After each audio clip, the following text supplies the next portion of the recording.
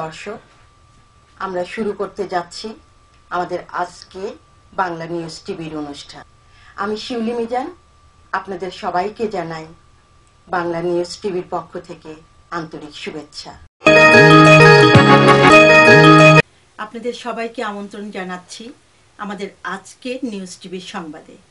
সংবাদ পরিবেশন করছি আমি শিউলি মিজান। প্রথমেই বাংলা নিউজ টিভির পক্ষ থেকে সকল বাংলাদেশি এবং বিশ্বের সকল মুসলমানদের জানাই ঈদের প্রীতি এবং শুভেচ্ছা। আশা করি কোরবানির আমেজ আর নতুন কাপড়ের গন্ধ এখনো শেষ হয়ে যায়নি। ঈদ বয়ে নিয়ে আসুক সবার জীবনে শান্তির বারতা। আসুন মূল সংবাদে।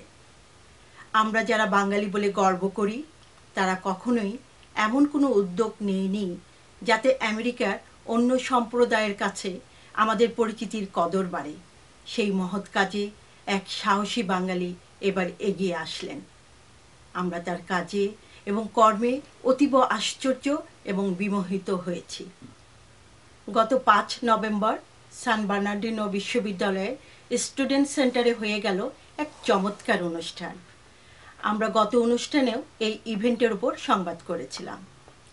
বাংলাদেশের কৃতি সন্তান উক্ত বিশ্ববিদ্যালয়ের অধ্যাপক জনাব ডক্টর রফিক ভূঁইয়া বাংলাদেশের কৃষ্টি এবং সংস্কৃতিকে এই আমেরিকার বুকে ভিন্ন ভাষাভাষীদের কাছে পৌঁছে দেওয়ার প্রয়াস করেন এবং তিনি নিশ্চিতভাবে এই প্রয়াসে সফলকামী হয়েছেন। পরিপূর্ণ হলটিতে ভিন্ন ভাষাভাষী আমেরিকানদের মাঝে বাংলাদেশিদের উপস্থিতি ছিল স্বল্প, কিন্তু ডক্টর রফিক ভূঁইয়া যেই উদ্দেশ্যে এই অনুষ্ঠানের আয়োজন করেছেন, অর্থাৎ ভিন্ন ভাষাভাষীদের সামনে বাংলাদেশকে তুলে ধরা, সেই ভিন্ন ভাষাভাষীদের সমাগম ছিল পরিপূর্ণ। ডক্টর রফিক ভূঁইয়ার স্বাগতিক ভাষণে বাংলাদেশের বিবরণ সুন্দরভাবে ফুটে ওঠে। এরপর আসেন বাংলা নিউজ টিভির সিইও ডক্টর রফিক আলম। তিনি 1905 সাল থেকে 1971 পর্যন্ত বাংলা ইতিহাস দর্শকদের সামনে তুলে ধরেন। সময়ের স্বল্পতার কারণে উনি বিশদভাবে আলোচনা করতে পারেননি। এখানে উল্লেখযোগ্য যে আমাদের উপস্থাপক উপস্থাপিকার অতিরিক্ত কথোপকথনের জন্য অন্যদের সময়ের ব্যাপারে কৃপণ হতে হয়। অনুষ্ঠানটিতে নাচ এবং গানের ঝঙ্কার বেশ ভালোই ছিল। অন্য ভাষার দর্শকরা নাচের অনুষ্ঠানগুলোকে বেশি উপভোগ করেছেন বলে আমাদের মনে হয়েছে। এরপর আসে জনাব সালেহ আহমেদের স্লাইড শো, যাতে বাংলাদেশের মুক্তিযুদ্ধ সহ বাংলাদেশের ঐতিহ্য এবং প্রকৃতির সুন্দর সুন্দর চিত্র ফুটে ওঠে। ভিন্ন ভাষাভাষীদের এই সময় নোট নিতে দেখা গেছে। অনুষ্ঠানের শুরুতে বেশ রুচিযুক্ত খাবার ছিল বিশেষ আকর্ষণীয়। ধন্যবাদ ডক্টর রফিক ভূঁইয়া। বাংলা নিউজ টিভির পক্ষ থেকে আপনার জন্য রইল অনেক অনেক শুভেচ্ছা। গত 4 নভেম্বর পালিত হলো 4 নেতার জেল হত্যা দিবস। যুক্তরাষ্ট্র আওয়ামী লীগ ক্যালিফোর্নিয়া শাখা স্থানীয় তৌরাত রেস্টুরেন্টে আয়োজন করে এই অনুষ্ঠানের। আওয়ামী লীগ নেত্রী সাজেদা বেগম আক্ষেপ করে বলেন, দলাদলি আর কোন্দলের কারণে লস অ্যাঞ্জেলেসে আওয়ামী লীগ শক্তিশালী ভূমিকা রাখতে পারছে না। ডক্টর রবি তার ভাষণে মুনা বিরোধী কার্যক্রম ইউটিউব এবং বাংলা টিভি সংবাদ প্রচারের জন্য জনাব কুদ্দুস খানকে ধন্যবাদ জ্ঞাপন করেন। প্রধান অতিথির ভাষণে জনাব টিয়া হাবিব 4 নেতার আদর্শ এবং উদ্দেশ্যকে সামনে রেখে সকল আওয়ামী লীগ সদস্যকে এগিয়ে যেতে হবে বলে আহ্বান জানান। গত 29 অক্টোবর লং বিচে জনাব নুরুল ভূঁইয়া রানার ছেলের জন্মবার্ষিকী পালিত হলো। উক্ত অনুষ্ঠানে লং বিচের অনেক গণ্যমান্য ব্যক্তি উপস্থিত ছিলেন। বাংলা নিউজ টিভির পক্ষ থেকে জনাব কুদ্দুস খান এবং তার একমাত্র কন্যা ইবা খানও উপস্থিত ছিলেন।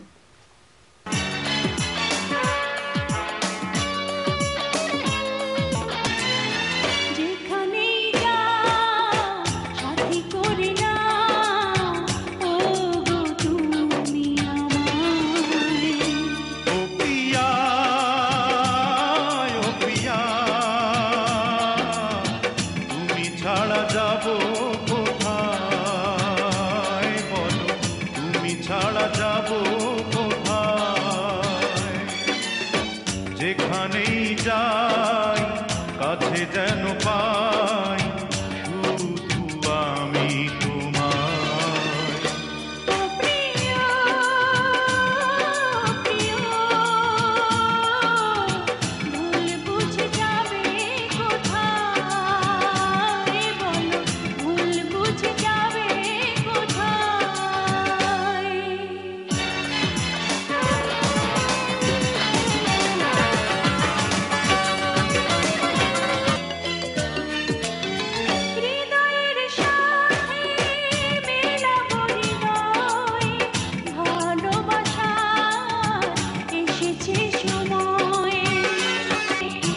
দুজন হারাবো যখন দুটি জীবন হবে যে আপন প্রেমেরই ছোঁয়ায়। লা লা লা লা লা লা লা। গত অনুষ্ঠানে তানিম টিয়ার খবরের জন্য অনেক প্রশংসা এসেছে। আসুন আমরা আজ আবার তানিম টিয়ার সিলেটি খবর দিয়ে আমাদের অনুষ্ঠান শেষ করতে যাচ্ছি। আসসালামু আলাইকুম, আমি সাজনা টিয়া লাসিনের বাংলা নিউজ টিভি থেকে এবলা আফরিকার সিলেটি খবর শুনাবো তানিম টিয়া। আসসালামু আলাইকুম, লস অ্যাঞ্জেলেসের বাংলা নিউজ টিভি থেকে আমি সিলেটি খবর শুনাইমু তানিম টিয়া। 30 অক্টোবর খুব খুশির মাঝে শেষ হইল Shahjalal university student admission test. নয়া স্টুডেন্টের ওয়েলকাম জানানির লাগি ক্যাম্পাসে কত রঙের ব্যানার দিয়া সাজাইছে। সিলেট শাহজালাল ইউনিভার্সিটি হল বানাইতে খামের উন্নয়ন তাহায় তদন্ত কমিটি হয়েছে। জালালাবাদ রাগিব রাবিয়া মেডিকেল কলেজ নবীন বরণ করছে। অনুষ্ঠানে ফাউন্ডার রাগিব আলী উপস্থিত আসলা। সিলেট শ্রীমঙ্গলে অনতমান্যে মুঠালে খাম বাংলাদেশ পর্যটন আরম্ভ করা। সিলেটিরা 4 মাস থাকিলেন ফোনে মাতিতা ফারানা মিডল ইস্ট। এর লাগি সিলেটিরা খুব দুঃখিত। অর্পিত সম্পত্তি আইন বাদ দেওয়ার লাগি প্রত্যর্পণ আইন কাজে লাগাইবার লাগি পূজা কমিটি সিলেট কোর্ট পয়েন্টে মানব বন্ধন করছে। লন্ডন ইলিগাল বাংলাদেশি 25 জনের বিজনেস থাকি দরিয়া জেল নিছে। এক বাংলাদেশি রেস্টুরেন্ট বিজনেসম্যানের দরিয়া নিছে। ইলিগাল মানুষের খাম দিলে 10,000 পাউন্ড ফাইন করে। কুলাউড়ার দিলদারপুর গাঁৱে আগুন লাগিয়া 30 লাখ টাকার ক্ষতি হয়েছে। 3 পরিবার হকলতা আড়াইছয়। হলিউডে সিলেটি বিশ্ব সম্মেলনের দিন তারিখ 2012 সালের 13-14 জুলাই ঠিক হয়েছে। বিশ্ব সম্মেলনের নিয়া জোরদার খামখাজ করে অনুষ্ঠানে আফনাইতর হকলের দাওয়াত। এবলা আফনাইতরে ঈদর খবর শুনাইবা তাকরিম টিয়া। আসসালামু আলাইকুম, ঈদ মুবারক। আমি তাকরিম টিয়া আপনাদের সিলেটে ঈদের খবর শুনাইমু Los Angeles Bangla news TV থেকে। এবার সিলেট কুরবানি ঈদের কথা খুব খুশির মাঝে। ঈদের জামাত সিলেট সকল তাকে বড় হয়েছে সিলেট শাহী ঈদগাহ। ঈদের জামাতে ফাইন্যান্স মিনিস্টার আব্দুল মুহিত উপস্থিত আসলা। সিলেট সকল তাকে বড় কুরবানির গরু বিকিছে 1.5 লাখ টাকা। লস অ্যাঞ্জেলেস সিলেটিরা ফিসে ফসয় না। লস অ্যাঞ্জেলেসে সিলেটিরা মহা আনন্দের মাঝে ঈদের দিন কাটাইছেন। ঈদের জামাতে গেছেন কুরবানি দিছেন। দোয়া করি আপনারা সকল বালা থাকেন জানি। আগে দি আপনাদের লাগে আরো নয়া খবর লইয়া আইম। আল্লাহ হাফিজ, ঈদ মুবারক।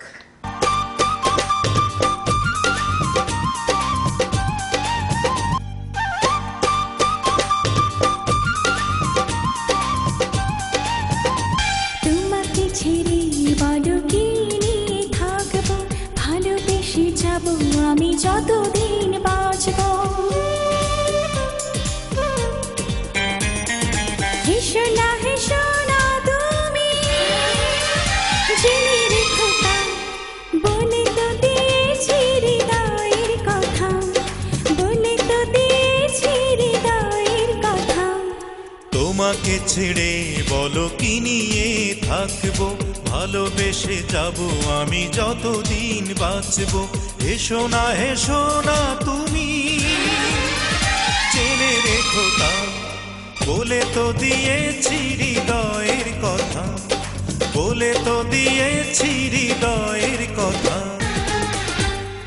চাঁদের আলো দিয়ে মুখখানি দেখবো, পেও না গো লজ্জা, খুব কাছে রাখবো। এভাবে বলো না গো, করো না বারণ, লাজটুকু কেড়ে নিলে হবে যে মরণ। সইতে পারবো না হারানোর ব্যথা, বলে তো দিয়েছি হৃদয়ের কথা, বলে তো দিয়েছি হৃদয়ের কথা।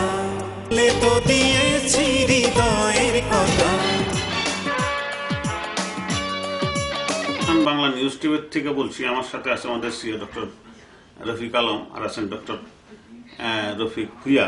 উনি একটা সাংঘাতিক সুন্দর কাজ করেছেন। গত 30 বছর যাবৎ লস অ্যাঞ্জেলেসে আমি যা দেখিনি সেটা হলো কি, আমরা বাংলাদেশকে ইন্ট্রোডাকশন করার জন্য অডিয়েন্স সাধারণত বাংলাদেশ পেয়ে থাকি এ পর্যন্ত। এই প্রথম ডক্টর রফিক একটা রিভার্স করেছেন। উনি যেটা করেছেন সেটা হলো কি, বাংলাদেশকে ইন্ট্রোডিউস করেছেন 95% আমেরিকান অথবা বিভিন্ন ভাষাভাষী এখানে ছিলেন। সেই কারণে ডক্টর রফিককে আমি ব্যক্তিগতভাবে ধন্যবাদ দিচ্ছি। আমার সাথে ডক্টর রফিক ভুইয়াকে আমি ধন্যবাদ দিচ্ছি। ওনার এই প্রচেষ্টা বাংলাদেশের জন্য, বাংলাদেশের জাতিগোষ্ঠীর জন্য অত্যন্ত সুন্দর একটা দিক নির্দেশনা দিবে। কারণ আমরা আমাদের কাছে পরিচয় না করে যদি আমেরিকানদের কাছে পরিচয় করতে পারি, সেটাই হচ্ছে আসল ব্যাপার। তা আপনাকে ধন্যবাদ ডক্টর রফিক ভুইয়া, আপনি একটা কাজ করেছেন খুবই সুন্দর। আপনি কেন কাজটি করেছিলেন, কোন আইডিয়া থেকে, আপনি একটু দর্শকদের একটু বলবেন কি? আমাদের আমেরিকান একাডেমিক সিস্টেমে আপনার প্রতি বছরই ইন্টারন্যাশনাল এডুকেশন উইক বলে একটা উইক পালিত হয়, এবং ওই সময়টাতে বিভিন্ন দেশের ছেলেমেয়েরা যারা আমেরিকাতে পড়ালেখা করে তারা তাদের দেশের সংস্কৃতি এবং তাদের দেশটাকে তুলে ধরার জন্য অংশগ্রহণ করে থাকে ওই সময়। তো আনফর্চুনেটলি আমাদের ইউনিভার্সিটিতে আমরা মাত্র 3 জন বাংলাদেশি, একজন ছাত্রী, একজন স্টাফ এবং আমি একজন ফ্যাকাল্টি। তো আমি ইউনিভার্সিটিতে অ্যাপ্রোচ করলাম যে I like to present Bangladesh to the university community during the international education week. যেহেতু আমাদের কোনো ছাত্রছাত্রী নাই ওই সমপরিমাণে, আমাদের কোনো ছাত্র সংগঠনও নাই, করাটা খুবই অসম্ভব হয়ে পড়েছিল। তো আমি একসময় বললাম যে Bangladesh should be considered as a underrepresented culture in North American community. So I think you should give an opportunity to the Bangladeshi community to present themselves, and hopefully this will create some sort of bridge between the Bangladeshi who are living in Inland Empire as well as in Bangladesh, and with the American university communities. So hopefully in the future number of students or faculty and staff will grow. Doctor Rafiq Alam, আপনি তো বাংলাদেশের ইতিহাসের উপরে কিছু কথাবার্তা বলছেন। হ্যাঁ, আমি আসলে সেখানে কিছু সমালোচনা এসছে বাংলাদেশের মুক্তিযুদ্ধ এবং বাংলাদেশের শেখ মুজিব, যে Bangla father of nation whatever, এই পর্যন্ত আপনি আসেননি। এটা কি বিশেষ কোনো কারণ ছিল? না, আসলে ব্যাপার হচ্ছে যে এই বাংলাদেশ ব্যাপারটাকে পরিচিত করার জন্য 2টা স্টেজে মানে বাংলাদেশের ইতিহাস বলার কথা আর কি। তো প্রথম স্টেজটা করা হয়েছে এভাবে যে 1900 সাল থেকে স্বাধীনতার আগ পর্যন্ত, দ্যাট ইজ 1969 পর্যন্ত একটা অংশ, আর আরেকটা অংশ হচ্ছে এই আফটার 71 থেকে বর্তমান। তো তো তো সেই জন্য আমার যে বক্তৃতা মালায় সেখানে মুক্তি যুদ্ধের কথা আসতে পারে না, কারণ তখনও মুক্তিযুদ্ধ ঘটেনি। আপনি তার আগ পর্যন্ত যেমন আমি বলেছি বঙ্গভঙ্গের কথা বলেছি, পার্টিশন, পাকিস্তান ইন্ডিয়ার কথা বলেছি, আমি বলেছি 52 ভাষার আন্দোলনের কথা বলেছি, কিন্তু লিবারেশনটা আমার পার্ট ছিল না। লিবারেশন অফ বাংলাদেশ আমার পার্ট ছিল না, সেই জন্য অটোমেটিক মুক্তিযুদ্ধের কথা আসতে পারে না আমার কথাতে। বাংলা নিউজ টিভির তরফে ডক্টর রফিক ভাই, আপনাকে ধন্যবাদ জানাচ্ছি, কারণ আপনি নতুন একটা দিক নির্দেশনা দিচ্ছেন। এই কারণে বলছি, কারণ এই জিনিসটা হয়নি কখনো। আমি যত অনুষ্ঠান দেখেছি সব জায়গায় বাঙালিদের প্রাধান্য অতিরিক্ত বেশি হয়েছে। যোকে বাংলাদেশের কালচার বাঙালিদের থাকবেই, কিন্তু আমেরিকানদের সামহাও আমরা টানতে পারছি না। এই প্রথম দেখলাম যে যেমন বিভিন্ন অনুষ্ঠান আমরা বহুত চেষ্টা করেছি। আমি একটা অনুষ্ঠানের সাথে জড়িত, একটা সংগঠনের সাথে জড়িত ছিলাম, যেটা অনেকটা কন্ট্রোভার্সিয়াল হয়ে গেছে। আমরা 5 বছর যাবত চেষ্টা করছি আমেরিকানদের আনার জন্য, আর আসে না। তখন আমি একবার বললাম যে দেখেন, তারা আসবে, তাদের উৎসাহ হয় এই জাতীয় কর্মকাণ্ড না করলে, আমরা বাংলা গান গেলে তো আসবে না।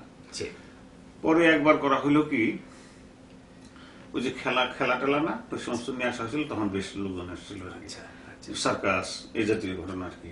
অ্যাকচুয়ালি যে জাতি যেটা পছন্দ করে এন্টারটেইনিং কিছু। তাছাড়া জিনিসটা শুধু গান করলে হয় কি, ভাষা ভিত্তিক জিনিসটা হয়ে যাচ্ছে, তো ওরা তো বাংলা ভাষা জানে না, এটা একটা বিরাট। সেই দিক থেকে আপনার খুবই সাকসেস হয়েছে। আমরা এইবারের টিভির ইয়েটা উৎসর্গ করবো ডক্টর রফিকের জন্য। Thank you so much.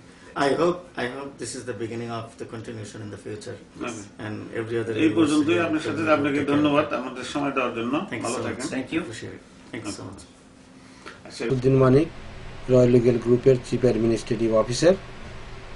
Royal legal group অত্যন্ত অভিজ্ঞ আইনজীবীর দ্বারা পরিচালিত একটি পূর্ণ law firm.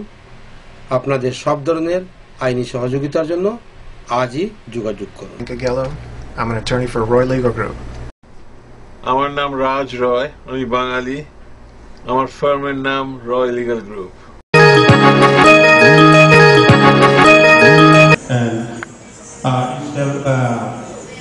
We organized in part of the city of Los Angeles.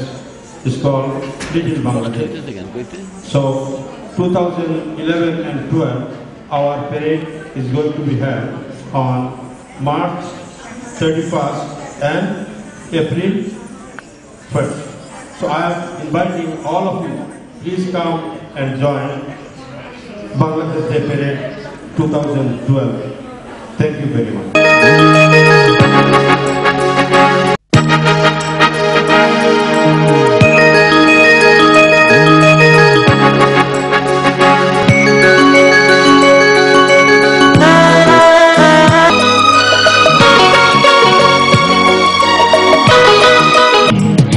তোমাকে আমি রাখবো হৃদয়ের গহীনে, বৃষ্টিতে ভিজবে না, খরতাপে পুড়বে না, থাকবে সেখানে তুমি যতনে।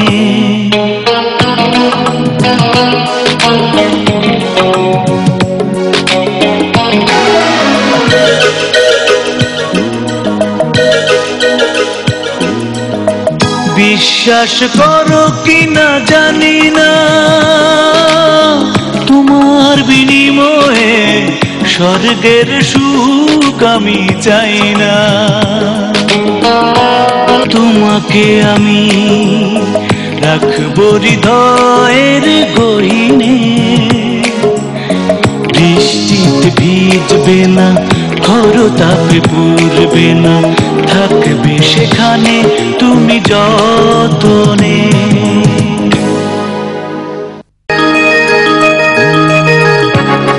প্রিয় দর্শক, আমরা একজন ব্যক্তিত্বকে পরিচয় করে দিচ্ছি যার নাম মিজান শাহীন। তার সাথে এখন আলাপচারিতা করবেন জনাব কুদ্দুস খান। আসসালামু ভালো আছেন আপনি? ভালো। আচ্ছা, আপনি সাংস্কৃতিক অঙ্গনে কি দিয়ে শুরু করছেন, কিভাবে কখন এসেছিলেন? সাংস্কৃতিক অঙ্গনে গান দিয়ে শুরু। গান মানে ছোটকাল থেকে আর কি গাওয়ার খুব ইচ্ছা ছিল।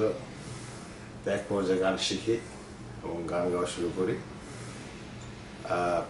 তারপরে স্কুলের ফাংশনে গান গাইতাম,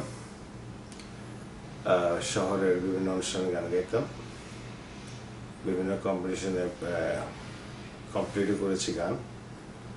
বেসিক্যালি আমি রবীন্দ্রসঙ্গীত গাইতাম, তাই শিখেছিলাম, তাই এখনো মাঝে মাঝে গাই আর কি। কোন সং সেটা?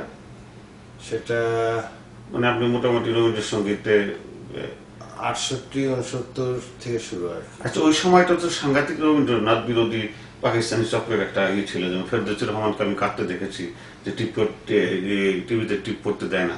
ওই সময় আপনি রবীন্দ্রসঙ্গীতের দিকে কেন ঝুঁকলেন? ওটা এই কারণেই ঝুঁকেছিলাম যে মানে যেহেতু পাকিস্তান আমলে পাকিস্তানের রবীন্দ্রসঙ্গীত গাওয়াটা অন্যায় ছিল এবং আমার কাছে রবীন্দ্রনাথের গান, রবীন্দ্রনাথের সাহিত্য ভালো লাগতো, এই কারণে রবীন্দ্রনাথের গানকে মানে বেছে নেওয়া আর কি। তারপর নাটকে কবে আসলেন?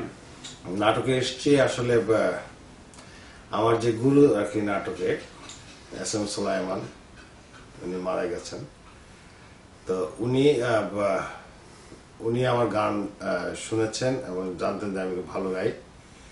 তো উনি প্রথম আমাকে নাটকের জন্য অফার করে, সেটা 1983 সনে। মানে বাংলাদেশ হওয়ার পরে? হ্যাঁ, তখন অলরেডি নাটকের একটা প্রচলন বেশ ভালো, ভীষণ মানে গ্রুপ থিয়েটার ফেডারেশনের মানে জয় জয়কার চারিদিকে বিভিন্ন রকমের গ্রুপ থিয়েটার হয়েছিল তখন, এবং প্রত্যেকেই তখন প্রচুর নাটক করতো। নাটকের তখন আসলে মানে বলা চলে যে স্বর্ণযুগ ওই সময়টা সেটাই ছিল। তো আমি তখন এস এম সুলাইমানের হাত ধরে ঢাকা বোদা থেকে জয়েন করি এবং প্রথম নাটকেই আমি বেশ ভালো ভূমিকা পেয়ে গেলাম এবং মানে আমাদের নাটকগুলো ছিল গান ভিত্তিক মোস্টলি, গীতিনাট্য না, মানে ওখানে কোরাস ছিল আর কি, প্রধানত পাকিস্তান বিরোধী মুক্তিযুদ্ধের সপক্ষের গান এই সমস্ত। হ্যাঁ, আসলে আমাদের নাটক যেমন আমাদের গ্রুপের ছিল মানে কথাই ছিল নাটক হোক জীবন যুদ্ধের হাতিয়ার।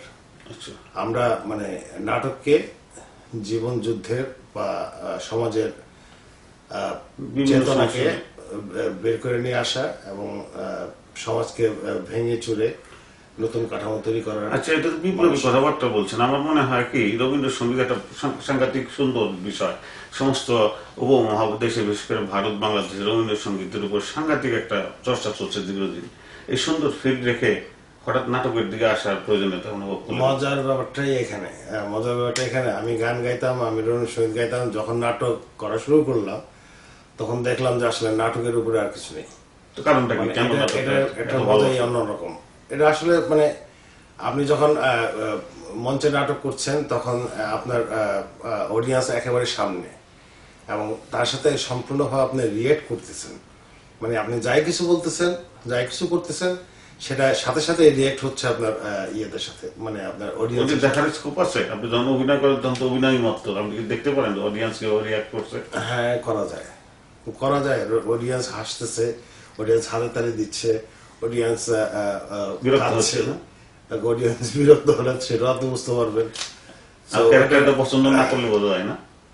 কারণ আপনি যে রোলটা নিয়েছেন এই রোলের সঙ্গে ধিকৃত একটা রোল, রাজাকারের একটা রোল, অথবা সমাজ থেকে বিচ্ছিন্ন একটা একটা একটা একটা সাংঘাতিক বাজে একটা ক্যারেক্টার, ওই জাতীয় ক্যারেক্টার করলে তখন কি অবস্থা হয়? এটা কোনো সমস্যা না। আপনাকে বুঝতে হবে যে আপনি যে ক্যারেক্টারটা করছেন সেই ক্যারেক্টারটাকে আপনি সম্পূর্ণভাবে ফুটিয়ে উঠাবেন এবং আপনার অ্যাক্ট, আপনার সমস্ত কিছু দেখাবে যে ওই লোকটার ক্যারেক্টারটি এরকম খারাপ লোক। যেমন একটা যে কোনো একটা অভ্যাস দিয়েও বোঝানো যায় যে এই লোকটা খারাপ। হ্যাঁ, মনে করেন আঙ্গুল নাকে দিয়ে খোঁচাচ্ছে, হ্যাঁ, তো বুঝতে হবে যে এই লোকটা একটা অপরিষ্কার লোক। ঠিক আছে, এই ধরনের অনেক কিছুই আছে যেগুলি মনে করেন যে আকার ইঙ্গিত আপনি বুঝাতে পারেন যে একটা লোকের ক্যারেক্টারটা কি।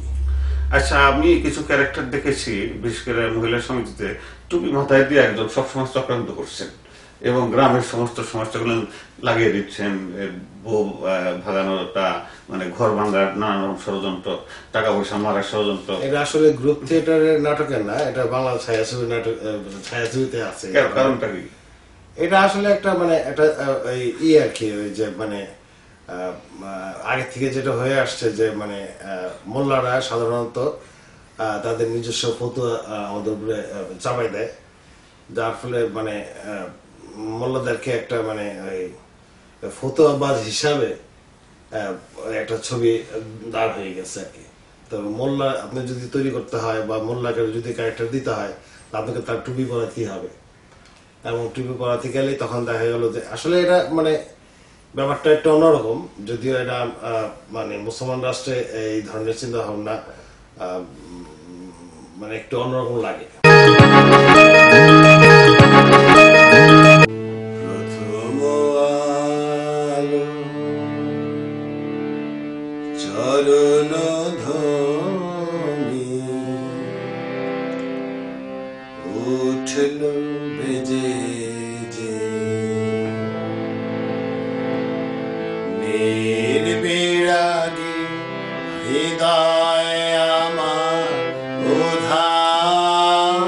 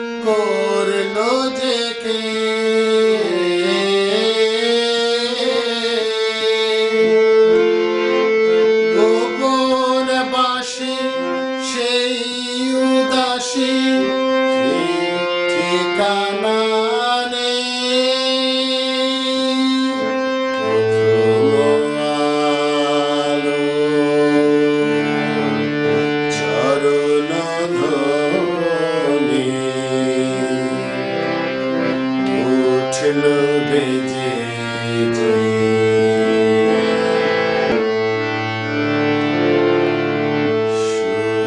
সুতিশয় আয় ছেড়ে আয়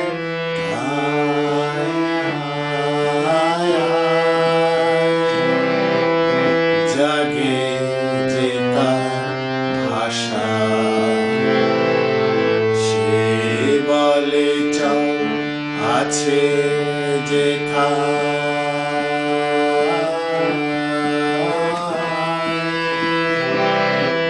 সাগর পারের বাসা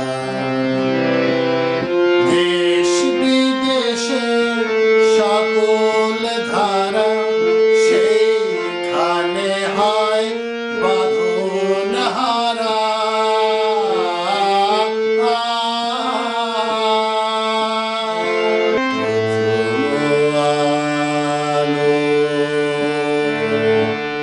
চরণ ধ্বনি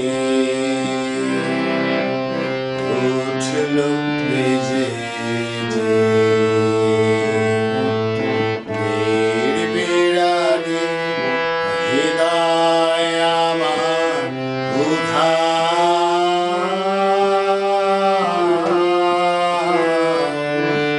হলো সে প্রথম আলো চরণ ধ্বনি উঠল বেজে যে আজ এখানেই বিদায় নিতে হচ্ছে। আগামীতে অনুষ্ঠান দেখার আমন্ত্রণ রইল। সেই পর্যন্ত আপনারা সুস্থ থাকুন, সুন্দর থাকুন। আমি Maya Alam, Bangla news TV, Los Angeles.